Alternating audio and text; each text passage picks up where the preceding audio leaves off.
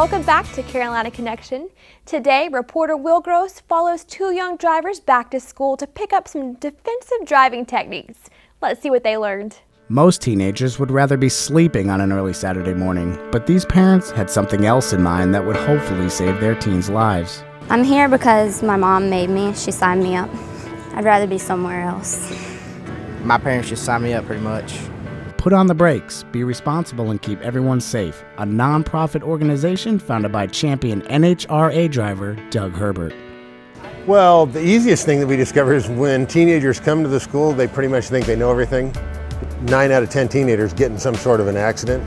We learn to drive from experience, and then how do you get experience? Well, it just takes time, but unfortunately we don't want 5,000 or 6,000 teenagers every year getting killed to learn that experience. Well, my daughter's getting ready to start driving, and I just want to make sure she's the safest driver that she can possibly be. B.R.A.K.E.S has a mission to prevent injuries and save lives by training and educating teenage drivers through hands-on experience.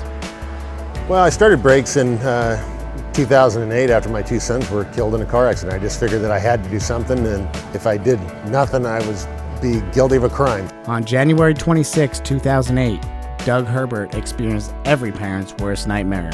Herbert, trying to make sense of the tragedy, wanted to help prevent other parents, friends, and families from enduring the pain he felt. I didn't know Doug before the start of B.R.A.K.E.S. We both grew up in drag racing out on the West Coast. Unfortunately, we both had an experience of getting a phone call that somebody close to us had been killed in a car accident. Matt Riley, the director of B.R.A.K.E.S, joined the organization after his mother-in-law was struck by a distracted driver while jogging near her home. Doug has a saying that we belong to a club nobody wants a membership to, and we don't want any of these families to have to join that club.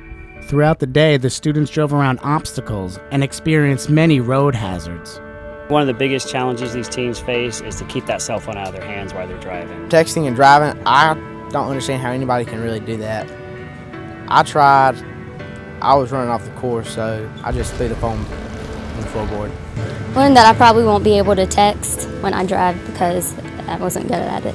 They don't understand that the average text takes 4.6 seconds to read. And if you're on the interstate traveling 55 miles an hour, you've covered the length of a football field reading that text. The skid pad had an enormous impact on the students and parents alike. I learned how to control the car. At first I thought it was really scary, but after I did it a couple times, it wasn't that bad.